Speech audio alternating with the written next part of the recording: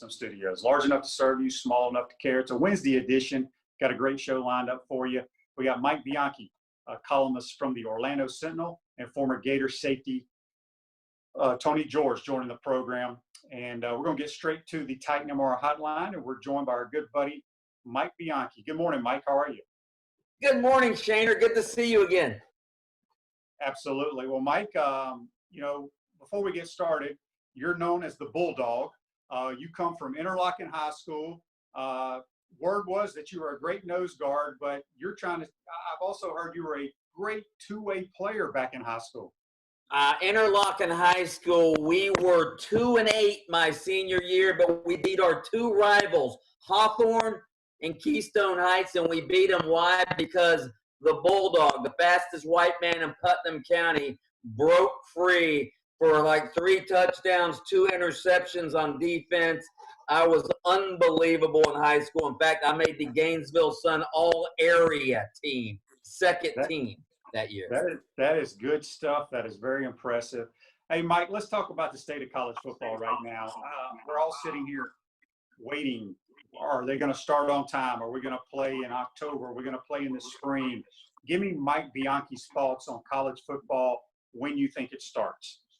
Mike Bianchi's thoughts are it will start whenever the college athletic directors who are in a panic right now when it comes to balancing their budgets, whenever they think they can make the most money. And the way they're going to make the most money is by pushing it back until they can, until a point where fans can get into the stadium. Even if it's at Florida Field and you're practicing social distancing, it will start 90,000 seat stadium with 20,000 fans in it. That's still a big revenue source.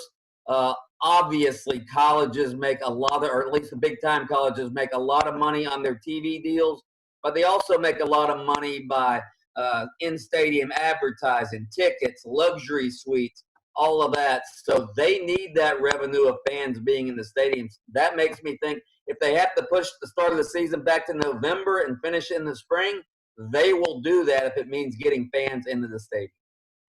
So speaking of the big boys, I think, the teams in the SEC, they'll survive this. But as we saw a couple of days ago, Florida Tech, a Division II school here in the state of Florida, shut down their football program. Was that a surprise at all to you? No, in fact, we were talking about that on my radio show. Could this be a harbinger of things to come for some lower, not the high level Division I like SEC, ACC, and Power 5? I'm talking about low level Division I. I don't even know the names of some of these leagues. The Mid-American Conference. Some of these leagues that do not have TV deals and that are subsidized by their universities, so they can actually have a football program. If there's no way for the university to subsidize this football program, why would they even play football if it's going to end up costing these cash-strapped universities loads of money? So I think you could see some Division I, lower-level Division I programs at least consider not having a football program for a year or two. Let's talk about the Florida Gators. We haven't spoken with you since Dan Mullen's taken over the program. Your thoughts on what Dan has done in his first 2 years here, winning 2 major bowl games, winning 21 games. Your thoughts on how he's turned the program around? Well, obviously he took over a moribund program from McElwain, and it was in disarray. The strength and conditioning staff was in disarray. So he got that all turned around. He obviously got the offense at least a lot better than it was under Will Muschamp and Jim McElwain. So that was a plus. He's proven he can develop quarterbacks. Obviously, Felipe Franks, before the injury, he got better under Dan Mullen. Kyle Trask has turned into a really good quarterback under Dan Mullen. So I think Dan Mullen's done a great job in his first 2 years. Obviously, you win 10 and then you win 11. So he's progressing, but it's sort of, Shane, it's sort of like now you're at the point, it's sort of like when you were your first year under Spurrier in 1990. When Spurrier came in, the mission was to beat Georgia. Well, that's what Dan Mullen's mission is now. He's got to get over that Georgia obstacle, and that's a pretty big obstacle right now. Yeah, it really is. We're speaking with Mike Bianchi on the Titan MRI hotline. You can follow him at Bianchi Writes on Twitter. Mike, the Kyle Trask story, if it wasn't for Joe Burrow last year, he probably would have been the talk of the country. Talk about the year that he had, and were you surprised? I think everybody was surprised at what he did. Well, not everybody was surprised, because Lee McGriff, who does radio commentary for the Gators on the Gator Network, Lee McGriff was saying like 3 years ago, Kyle Trask he's the guy that should be the quarterback. Even when Felipe Franks won the job, Lee McGriff absolutely loved Kyle Trask, said the guy is a pure passer. He's got the touch, all of that. So not everybody was surprised, but you're right about the story of Kyle Trask. When in this age of the transfer portal, when guys are transfer, the Gators had the true freshman offensive lineman who entered the transfer portal before he even went through a one spring practice at Florida, and Kyle Trask stuck it out through different coaches, different offensive coordinators. It looked like he was never going to get a chance. I'll tell you what. I hope we have a football season this year, if for no other reason than I think Kyle Trask is going to get a lot of preseason publicity for the Heisman. He will be a major story in the SEC, and the story that all Gator fans know will be told nationally, because he is a great story and a really old school type of story, a guy who stuck it out and did not transfer. No doubt. Well, let me hear Mike Bianchi's thoughts on the transfer portal. Well, I like the idea of the transfer portal, because again, I think players should have a chance to play. All right, let's use Shane Matthews. All right, let's say Galen Hall remains as the coach at the University of Florida, and Steve Spurrier never comes in. Maybe Shane Matthews, if you had to stay at Florida, maybe you would have never got a chance. Maybe you would have never got a chance to be a starting quarterback. Maybe you would have never got a chance to be a starting quarterback and become a star in the SEC and go to the NFL for how many years? A dozen years? 14 somehow. But yeah, 14 years, and made a great living in the NFL. I mean, that Steve Spurrier coming in made your career. Otherwise, you might have been, who knows? You might be who knows what you would have been doing after that.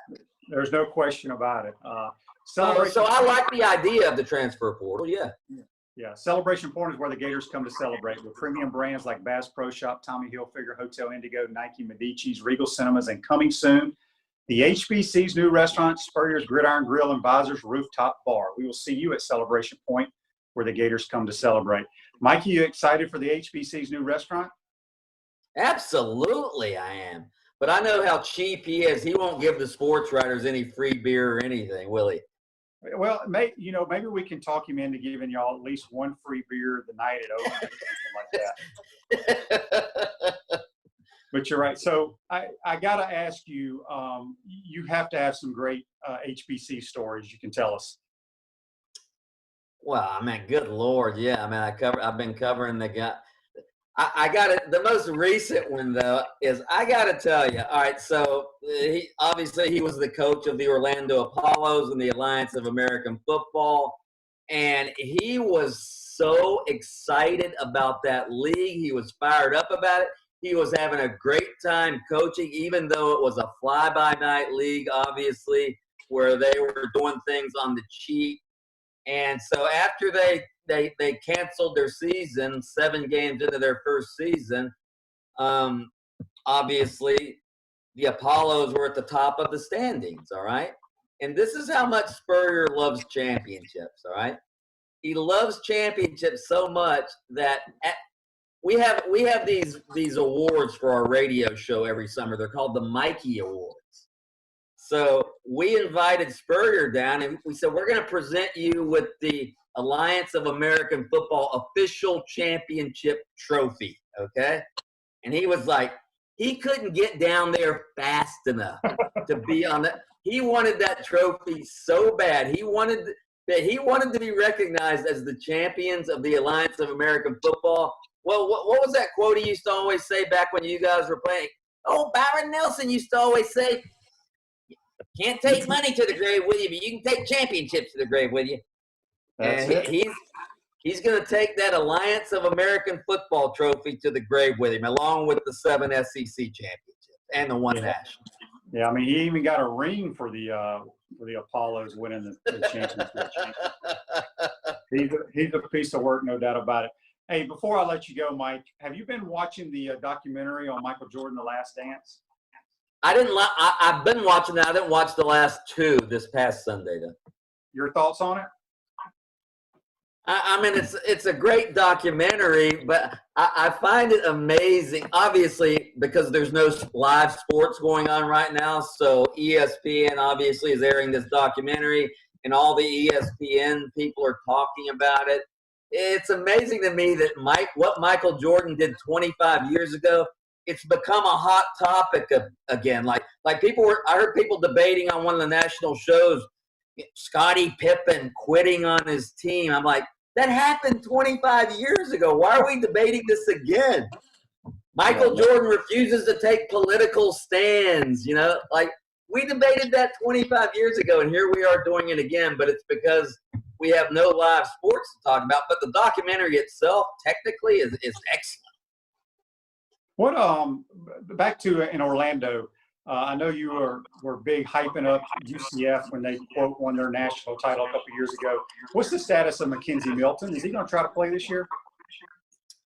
Well, he had a teleconference with reporters the other day, and he said he thinks there's a 50-50 chance he could play this year. But one of the reasons he even said he's that optimistic is because he says if he doesn't go into it with that sort of approach, he wants to work as hard as he can, and he needs to have that goal in front of him. So I don't think he's going to play this year, but that's what he said. He said there's a 50-50 chance.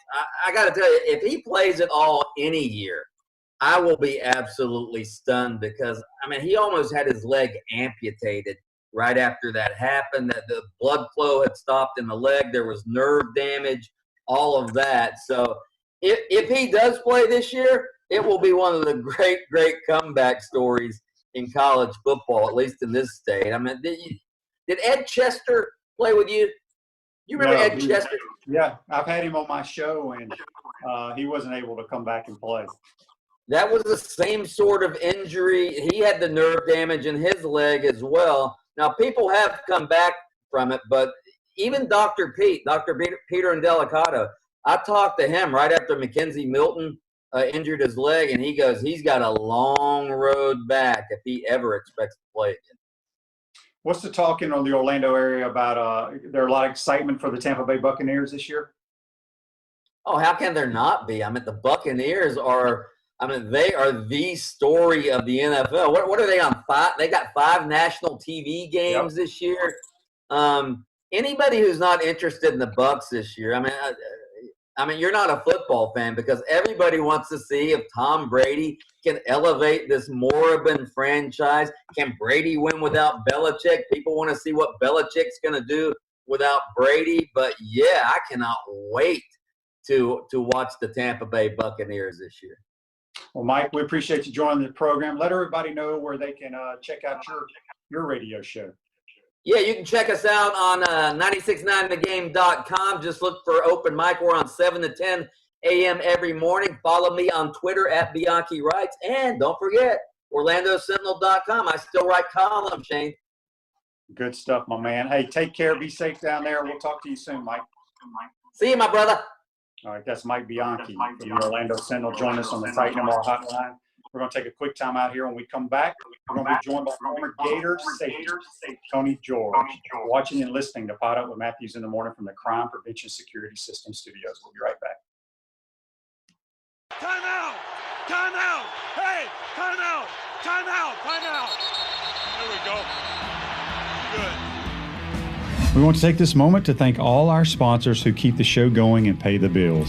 Let's give them something to cheer for now. Our Gridiron sponsors are Crime Prevention Security, small enough to serve you, large enough to care. Titan MRI, Gainesville's only locally owned and operated MRI facility. Peachland Dentistry, Gator Nation's #1 choice for dentistry in Port Charlotte and surrounding areas. Area Rug Masters, your #1 choice for rug cleaning. And Pound Hurt, preferred personal injury attorneys. Our touchdown sponsors are Campus USA Credit Union, Celebration Point Town Center, Tropical Smoothie Cafe, The Keys Grill and Piano Bar, The Digital Mortgage Guy, Adams Ribs, Cloud9 Spa, Gator Dominoes, Celebrate Primary Care, Center State Bank, Gator Bait Media, and Davis Chevrolet. If you are interested in promoting your business on the show, you can visit our website, potupwithshane.com, and click on the advertise button or call Freddie Wiebe at 352-284-3733. Again, thank you for all the great businesses that support the show. Please remember, if you like what we are doing here, thank our sponsors and support the businesses that support us. He's looking, still looking. He's going for the end zone. He's got a touchdown. Matthews in the morning from the Crime Prevention Security System Studios, a Wednesday edition with Mike from the Orlando Sentinel for joining us. First, let me get to our This Day in Sports, which is brought to you by the Best Restoration. You have COVID-19 concerns? Do what everyone else is doing and hire the Best Restoration to fully sanitize and sterilize your home or office. Visit their offices this week for a free bottle of hand sanitizer when you mention the code Shane. Call 352-234-8994. And This Day in Sports, back in 1983, Reggie Jackson is the first major leaguer to strike out 2,000 times. So that's what happened this day in sports back in the day. But now we're going to be joined on the Titan MR hotline, our man #1, former Gator DB, Tony George. Tony, welcome to the program. How are you, buddy? Doing outstanding, Shane. Thanks for having me, my friend. Yeah, I'm glad. We're going to talk about what you got going on. I hope you and your family are safe during these crazy times. But let's go back a long time ago. You're a young kid that grows up in Ohio. How in the world did you end up wearing orange and blue growing up there? You know what? It's the most amazing thing. I think that was the area that Coach Ron Zook had. He had the whole Ohio area, being a guy that came from Ohio State. And I was on the recruiting block for all my northern schools, again, getting recruited by just about every Division I school. I ended up running cross paths with Ron Zook at the University of Florida, and he came to the school and said, "Who's this kid?" You know, and he went back and he spoke with Spurrier, and then remember Coach Zook came up, and Coach Spurrier came up, and then they were battling time with Tennessee with Phil Farmer and Kippy Brown, and they were at my house at the same time. So I was like, wow. The only difference is Coach Spurrier, being who Coach Spurrier is, says, "Well, you might have an opportunity to play for me. I'm not sure yet, but there's a lot of good guys down in Florida." And I said, "Okay, good." I said, "Well, that was a challenge for me because everything else was being handed to me." But lo and behold, I said, "You know what? It was the last day, signing day. We had the scholarship for Tennessee, and I had the scholarship of Florida sitting right in front of me. I knew once I had stepped off the plane for the visit at Florida, I already knew it was sold. I was a guy that was growing up in 30 and 40 degree below weather in the wintertime. So I said, you know what? I don't mind this 70 and 80 degrees in January deal. This actually looks pretty good for me. So that's what sold me. Had the scholarship in hand, chose Florida over Tennessee. What other schools did you visit? Just Florida and Tennessee, or did you take other visits elsewhere? Yes, let's say I was at Ohio State every weekend, just because.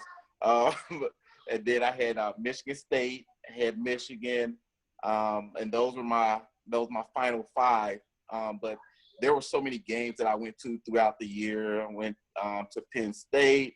At that time, I went to Maryland a couple times. it was quite a few schools. And then, you know, I didn't make it down to Miami, but they were heavy on the list. And USC, we had a tie out to UCLA as well with one of our former defensive backs was out there for a while, ended up playing the NFL, Carlton Gray. So he's a good friend of mine. He ended up going out to UCLA, but I think I ended up recruited by 167 colleges and universities. So it was kind of had my pick of the litter, if you will. Well, we're very glad you came and you were a Gator. You get here in 1995. Obviously, that team, a lot of people on the outside don't know a whole lot about the 95 team because they didn't win the national title, but they played for it and got destroyed by what some people think Nebraska is the best college football team ever assembled. Talk a little bit about that 95 team and then how y'all transitioned to the 96 team where you won the national title. That 95 team was a huge growing experience. We had came off of 94. I actually came in 94. Yeah, that's and right. Your plan was 95. And then we actually had a foundation that was already built because we're coming off an SEC championship. We had a bowl game. And I know we played against, I believe it was Florida State, if I'm not mistaken, in 94. And then 95, we just had a hunger that we wanted to go out and prove to everybody that we were the best. We had our first year with Coach Stoops. We had our I'm sorry, not Coach Stoops. We had our last year with Bobby Pruitt. And then when Coach Pruitt came in, Coach Pruitt had a good system in place for a lot of defensive guys. Coach Spurrier was just running the shop against everybody. You know, it didn't matter who you were. We knew we were going to score 40 to 50 points a game. You know, it was just going to be our job on defense to stop everybody. So we went to that championship game. You know, we were kind of full of ourselves because we like, you know, Nebraska's used to playing on turf. They're not that good. They're big, but that means they're slow. We're fast. We're ready to go. And everybody was giving us all the hype. And lo and behold, Lawrence Phillips, Tommy Frazier, those guys, they gave us the business. And that was our motivation going into the offseason because we just knew that we were the best thing since sliced bread. And then we realized how strong that team was, how fast that team was. We spent a year with Jerry Smith, and Coach Pruitt ended up leaving, going to Marshall. And then we ended up getting Coach Stoops. And then that's what started the Stoops Troops regimen, where he didn't pull up with Coach Stoops didn't put up with anybody's crap and get this offseason work done. Let me show you how it's going to happen. And sure enough, man, we were back into the big play. Yeah, talk about Coach Stoops a little bit. You know, he comes in 96 and we win the national title. What did he do to make the defense what they were to win the national title that year? And what did Coach Stoops mean to you? Coach Stoops, let me just say Coach Stoops meant the world to me. He still does to this day. He instilled in me to teach me to get out of that childish way. He taught us how to get out of the way of ourselves. He taught us how to say, you know what, stand up, take ownership for when you messed up, but you go out there and you make the next play. Don't stay stuck in the last play. Coach Stoops instilled a confidence in us that he knew what your talent was like. He knew what your ability was like, but it didn't mean a thing if you didn't try to give that every single time. And if he wasn't giving it every single time, he was going to put somebody in there to show you how it was done. But he required our best every single time. And it wasn't just on the field. It was in the classroom. It was out in the community. He required us to be on point with every single thing. So we want to try to make sure that whatever we were doing to represent the University of Florida, but we was also representing our family and the community. And Coach Stoops was just that pillar for us. We're speaking with Tony George on the Titan MR hotline. We got a text here on the Titan MR text line from you, Tony. It comes from George. George wants to know, Tony, what was your greatest moment as a Gator? I think my greatest moment as a Gator, I know a lot of people will probably point to the 89-yard interception against Peyton Manning. Yeah. My biggest moment as a Gator was stepping onto the field the very first time, and I believe it was against Louisiana Tech. Going out in front of 85, 90,000 people is a huge deal coming from just coming out of a couple 150 to 100 people watching you play football in Ohio, right? And then you go out to 80-some thousand people screaming and your helmet is shaking and you're trying to figure out whether or not you're getting the call the right way. But it's just the feeling how you can bring the excitement to the people and it makes you absorb the energy of what's happening. So that very first moment for me, stepping out on the field against Louisiana Tech, that was everything for me. Because at that point I had never stepped on the field. I had never done anything, but it gave me such an adrenaline that I was looking for that adrenaline every single time I stepped on the field. And that was what kept me driving because I wanted to feel that throughout the whole week, waiting for the next week to happen. Talk a little bit about, I have guys that played on the 96 national championship team, and I've had guys from the 06 and 08 teams that played for Urban. Out of those three teams, which one do you think was the best? I'm biased, so I'm definitely going to say us. The reason I say that because it's always something in the first one. I think it's when you have guys that have, and the same for the 06, 07 teams as well. You have guys that come from so many different backgrounds that decide they're going to come together for one common goal, and you're just going to put it all on the line until it happens. I think those are the things that really matter, and I think that, to be honest, I mean, it's apples and oranges, but for me, I got to go with us. I mean, you're talking about guys like we had the Thorpe winner, Lawrence Wright. We had Danny Warford, the Heisman winner. We had leadership in every spot.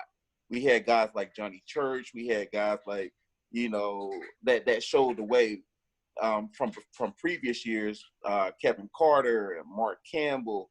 These guys showed us how to lay the foundation a proper way. So when it was our time to step up, we knew exactly what to do. We knew how to do it. And we said, you know what? We weren't going to stop. We had guys like Shane Matthews, Shane, like it was your work that laid that foundation for us. It was the Terry Deans. It was all that before, seeing all that stuff on film. And as you walk through the hallway upstairs where the coaches' offices are, you get to see all that greatness. So we pulled from that. So I'm going with that first group in the 96 one because we were able to experience first. We were able to understand it and we saw it and we garnered all that energy that you guys placed in there for us to take over with. We're speaking with Tony George on the Titan MR hotline here in the Crime Prevention Security System Studios. Tony, how often do you get back to Gainesville? When's the last time you came to a game, brought your family? And my other question is, was there a lot of pressure on you wearing number 1? Yeah, let's see. I haven't gotten back in a few years now, but this year I'm planning on taking my family down so that we can have some time. I can help my 3-year-old son kind of see what Dad used to do. And, now my oldest daughter, she's down at LSU now, unfortunately. And I told her, I said, cutting her off from taking care of her scholarship, but no, I'm never going to do that. But it's always gratifying to be able to come back to the place that helped build you. And of course, that number 1, lots of pressure. I mean, it was Jack Jackson before me. I had to go out there and I had to give an energy that could not be matched because on the defensive side of the ball, I think I was probably one of the first ones on defense to wear the number 1. So I said, you know what? Let me bring this energy a different way. Let people see it. And I was just, I always wanted to be a terror on special teams. And I said, you know what? Whoever got to guard me is going to have their hands full, and I'm going to show it every single time. And then that, in essence, got me onto the field, my junior year as strong safety. And then it was just matching that energy every single game. And I wanted to make sure to know whoever was going against me, they were not going to outwork number 1 because everything started with me. Now, is your daughter just a student at LSU or is she an athlete? Yeah, she's just a student. She's in our business. So she had a fun year. She had the ability to run track, but she decided not to because she just her mom ran track at the University of Florida, and then I ran, obviously football. So she's like, you know what, I'm gonna get away from that. I'm just gonna chill out and go into international business and do a little Broadway stuff. And I said, okay, that's fine. I support you. But she's extremely happy down there. She sends me some Go Tiger every week, and I'm like, If you send me one more thing. Tony, a lot of people don't know you're an academic All-American as well. You got 2 degrees from the University of Florida. Talk a little bit about that. Yes, so leaving University of Florida, man, I'm really happy about that, man. Just that's probably my biggest accomplishment. And after I got my 2 degrees from the University of Florida, I ended up getting my doctorate in divinity as well. And I just said, you know what? I just have a knack for learning, man. It's just I always want to know more. I always want to give my best to know more. And I want to make sure that whoever else is coming into my presence, into my circle, into my world, that they can absorb what it is that I'm learning, and hopefully I can learn something from them as well, so that we can continue to keep feeding that learning tool that's within all of us. Tony, as you mentioned, and I believe it was the 88 or 89-yard interception return against Peyton. Yes. Crowd going crazy. That had to be very, very exciting. Move forward to the 98 FSU game. Yes. Tell us what happened there, my man. You get ejected before the game even starts. Yeah, now I tell everybody this is what karma does in life. All right. So it was every other game before I got that game that it was my immaturity that got in the way. Like I didn't care who you were. I had to get the team hype.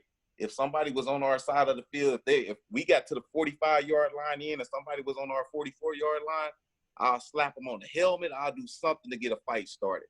That was me before the game. And here's the one time that I didn't do anything, right? So we had, and I always tell Thaddeus Bullard, Thaddeus Bullard is the one that got me in trouble. And now he's a professional wrestler. Yeah, my man Titus O'Neil. Yeah. So he literally comes over and reaches over my shoulder and he smacks somebody in the face, and he cuts his hand open. And then one of the referees come over and he said, "Hey, that guy had a 1 on the jersey. He has a 1 on the jersey." And then there was another referee saying, "Who, number one? Number one?" And then I was like, "No, not me." And then me and Peter Ward were standing literally side by side. No punches were thrown. I just said, "Get ready, game." It was my guy. I was going to lock Peter Ward up the whole game, man to man. And I was talking to him at the beginning. I said, "Get ready. Let's go. We get ready to go to work." We dapped each other up. No problem. Everything was cool. But here's the one time where it caught up with you, and I came running out of the tunnel. I'll never forget. I came running out of Dope Campbell, and I'm ready to go. Got my big man walk going, and then the referee said, "Yeah, number one, you're out of the game." I said, "What?" Yeah, you're out of the game. And then Coach Brady said, "Wait, what's going on?" Like, he went out there and he tried to talk, and Bobby Bowden said, Nah, we don't want him to play. And I was like, oh, God. But, yeah, that was the one time where karma really took over, because it was every other game. They could have easily got me every other game. No questions asked, no problem.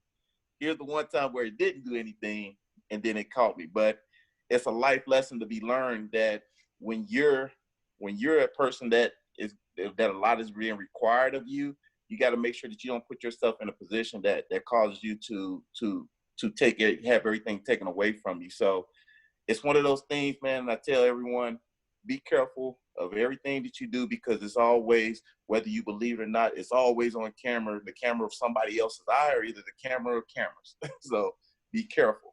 And we got another text here on the Titan Mar text line. It comes from Gil.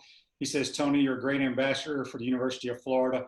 What would you tell to the young people listening how important school is?" Yes, going to school, that is probably one of the most important things. And I tell everybody, I say accomplishments are accomplishments, no matter whether they're sports or they're academics. But the most important thing that you're ever going to do in your life is be able to put something at the top of your head where you can keep that and pass that on to someone else. That's the biggest thing that you're ever going to do. And education is number one, tops to all of that. You got your family values, you got all your traditions, you got everything else that sits upon you going out there and placing that education in your system to be able to have those moments living your life forever. And whatever it takes for you to be academically sound, that's going to determine how far you go in life. So make sure that you're giving yourself the same way that you give it all in your sports, give that same all in the academics as well. Absolutely. That's great there. Tony, You get drafted by the New England Patriots. How was it playing for Bill Belichick? Man, let's see. Oh boy. So I have some mixed feelings about Bill. Bill's different. I originally got drafted by Pete Carroll. Oh, and that's right. That's right. It was Pete Carroll's last year at New England, and we had a great class. We had Damian Woody, Andy Casamoyer, Kevin Falk, then myself, Michael Bishop, and I was like, yeah, we're gonna have a solid class. We're gonna go ahead. We're gonna make some things happen. Man, then the next year came, and Belichick came in, and he was just no nonsense at the beginning. I mean, completely drill sergeant mentality. You walked in the meeting, everybody shuts their mouth, and it's just, you better not say, do, or think anything out of football. And it was very hard to grasp because Pete Carroll was the exact opposite. Pete Carroll was just, the player's coach. He's going to joke with you. He's going to play with you. He's going to ask you how your family's doing. He's going to do all that great stuff. Belichick didn't care about any of that. I just want to know, do you know how to check when the Y is off? Do you know how to check from cover 3 to cover 2 and then going from cover 2 to cover 1? Do you know how to scoot your defensive end inside to make sure he rushes inside while you take an outside blitz with the outside linebacker? Make sure you tap him on the hip. And I'm sitting there looking like, wait, that's very fast work right there. I got to do all that in 3 seconds. And he's like, yeah. And without a smile on his face. So Belichick instilled a different discipline. He was the Bob Stoops without a smile on his face. And then let me tell you, anybody that learns from Belichick, the tool is just outstanding. It's the person. If you're a personable person, which I think that I am, if you're personable, your emotions and your feelings could get in the way. And he will step right on top of those things and keep it moving. So it was very difficult, but it was rewarding. Difficult, but rewarding playing for Belichick. I want to go back to your college days. Being a guy from out of state, myself being from Mississippi, I didn't quite understand the Florida-Georgia rivalry, the game being in Jacksonville. Talk about how you enjoyed playing in that game in Jacksonville. Man, it was outstanding, Shane. I tell you, man, that Florida-Georgia game, there's nothing like it.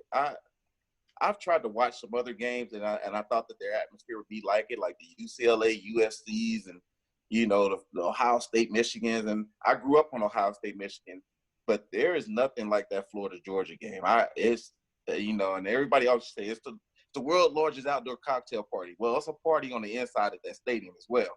And I'm talking about those guys, they came rocking. It wasn't a game that Georgia wasn't trying to bring it to us and we weren't trying to give it back. I think my very first year playing in '95 was the last year we got to play in Georgia, which we played in the Hedges. And I mean, we beat the brakes off of Georgia. And I know I can remember to this day, I know that I still got it in my scrapbook somewhere and my mom has it. We took a piece of the hedge and we had it. And it was the last time that we were able to go to an opposite site. But that was the best feeling ever because it also was one of my first interceptions. And I was like, oh, wow, this is just a great feeling. And I could just remember Anthony Locke coming up, slapping me all upside the head. Good job, T. George, good job. And, Anthony doesn't talk a lot. But he was excited for me. And that atmosphere, man, it just did something for everybody. Considering I know a lot of guys came out of the Jacksonville area and that borderline with Georgia, Florida was kind of right there, crossing over the border right there. So we had a lot of guys that were some Georgia boys that were from Florida, and we had some Florida boys that were from Georgia. So it made it all that much more fun. So it was good to see. It was great to be a part of. Great to be a part of.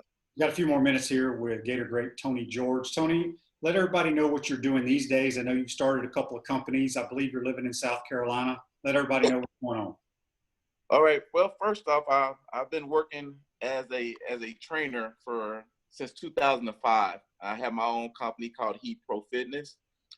We've helped 127 kids get scholarships, which is probably my biggest joy right now. And recently, as of probably the past year or so, I've been working to get my nonprofit up and going called Trinity X Pharmacy. We're working on we're doing rehabilitation farm. The rehabilitation farm consists of us having people with traumatic injuries with their body and brain. So guys from the NFL, people that get in traumatic accidents. We got those people that are going to be coming onto the farm. We got people that face some judicial injustice, and we got some people that face sudden hardships. And we also have a veterans segment in there as well on our farm. I just recently purchased 343 acres so that we can make all these things happen. One of the things that we got going on with those 343 acres as well is we also have a vocational school on the property. One of the things that we're starting to realize and see is that a lot of kids still don't have the drive to go to college, but that doesn't mean that they can't go out and be effective in the work field. So we want to give them something working in the vocational field as well. Things like being a mechanic, being an electrician, being a head barber, head cosmetologist, culinary arts. We got all these things, obviously the health and wellness spectrum, big into what we're going to be doing. We have all these things on our property as well that we're going to be working with everyone with to try to make things happen. But we're just trying to make sure that we can cover the gambit to be assets to the community. And we plan on coming to Florida to put a farm down there as well. We're going to do one in Texas. We're going to do one in California. We're going to do one in Vegas. And then within 5 years from now, we're going to be hitting at least one on every continent except Antarctica. Wow. So our goals are huge and hefty, but they're worth it because we can see the change that these farms will make for the world. That's good stuff, man. All right, last thing before we let you go, I ask all the former players this. You played for Steve Spurrier. You got some dang good stories to tell. You got a good story you can tell? Yes, I remember the day we had one of our younger guys, Damon Carroll, came from Pittsburgh, from Pennsylvania, and Damon had gotten what we called he got hazed, and he didn't like it. He didn't like it. He was walking around with a bat, and the guys beat him up and took the bat from him again, and Spurrier made us do an extra county fair, and he's like, you know what? You guys are a bunch of shoot birds. You're not just running around here thinking you can beat up everybody. That's just so not cool. And then it starts the storm, right? It starts the storm outside while we're doing the second county fair. So everybody, instead of being tired, we picked up this crazy energy level. Start running around. And then all of a sudden, you just see somebody slide within inches of hitting Coach Spurrier. I mean, it was inches. And I'm talking about, I've never seen Coach Spurrier move so fast in my life.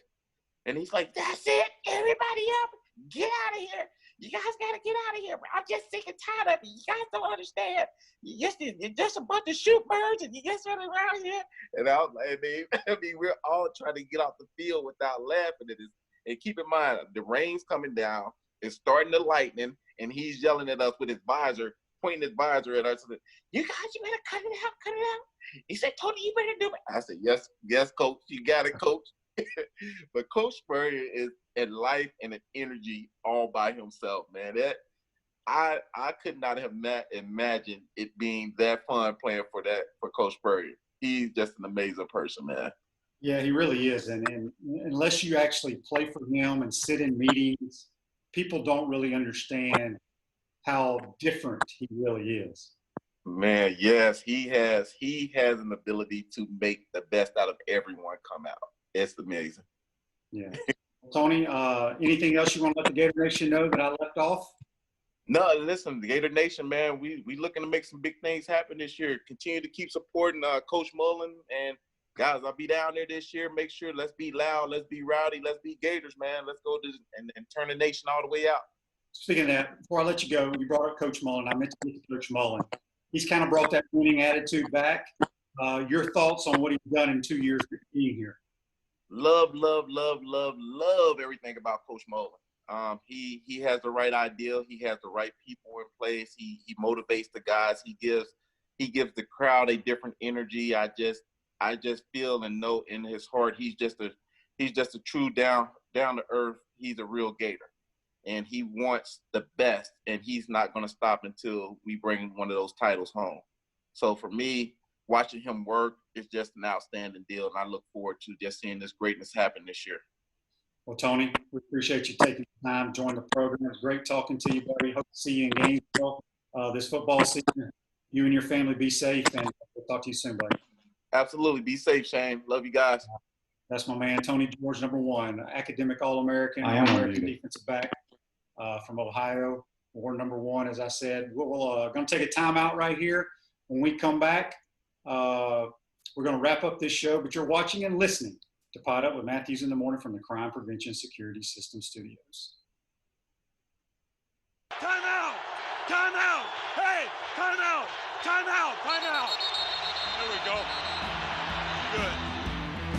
We want to take this moment to thank all our sponsors who keep the show going and pay the bills. Let's give them something to cheer for now. Our Gridiron sponsors are Crime Prevention Security, small enough to serve you, large enough to care.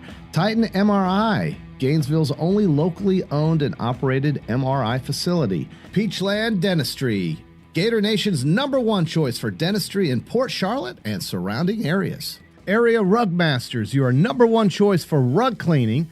And Pound Hurt, preferred personal injury attorneys. Our touchdown sponsors are Campus USA Credit Union, Celebration Point Town Center, Tropical Smoothie Cafe, The Keys Grill and Piano Bar, The Digital Mortgage Guy, Adams Ribs, Cloud9 Spa, Gator Dominoes, Celebrate Primary Care, Center State Bank, Gator Bait Media, and Davis Chevrolet. If you are interested in promoting your business on the show, you can visit our website, podupwithshane.com, and click on the advertise button or call Freddie Wiebe at 352-284-3733. Again, thank you for all the great businesses that support the show. Please remember, if you like what we are doing here, thank our sponsors and support the businesses that support us. He's looking, still looking. He's going for the end zone. He's got a touchdown.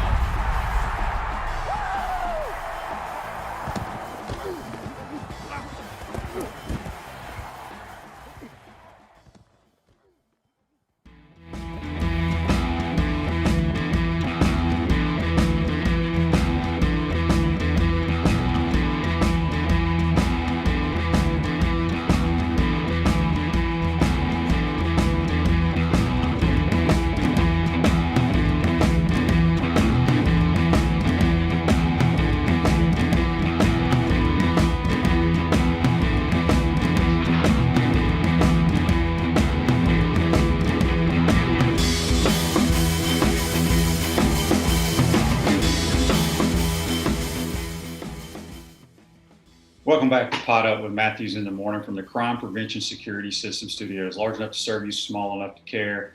Really want to thank Mike Bianchi from the Orlando Sentinel, his radio show Open Mic there in Orlando, and good old Tony George. What a great ambassador from the University of Florida. Has so many great things going on. Appreciate Tony taking time out of his day joining the program. Some news and notes around the league, not the league, but in sports.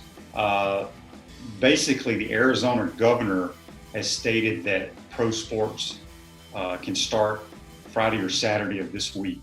So that is good news. However, the state of California, not so much.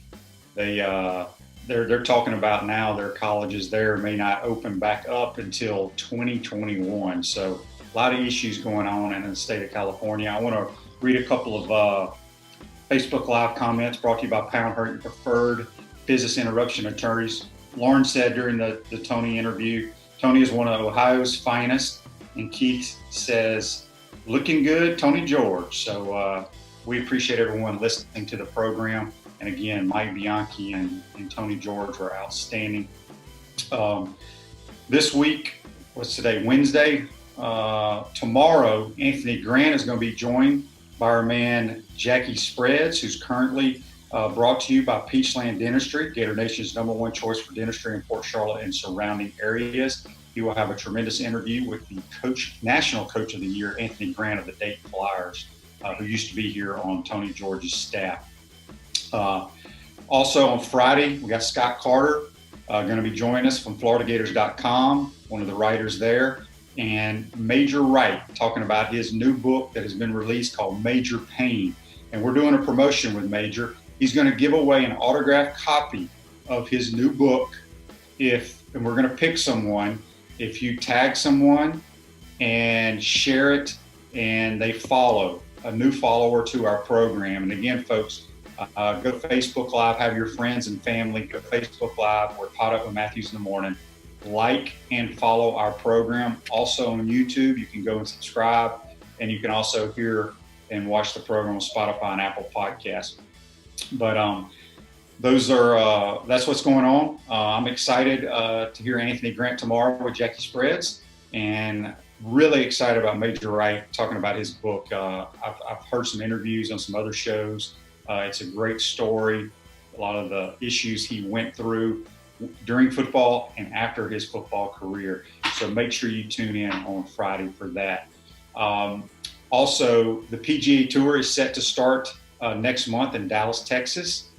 They have it all set up with no fans for, I think, the first month.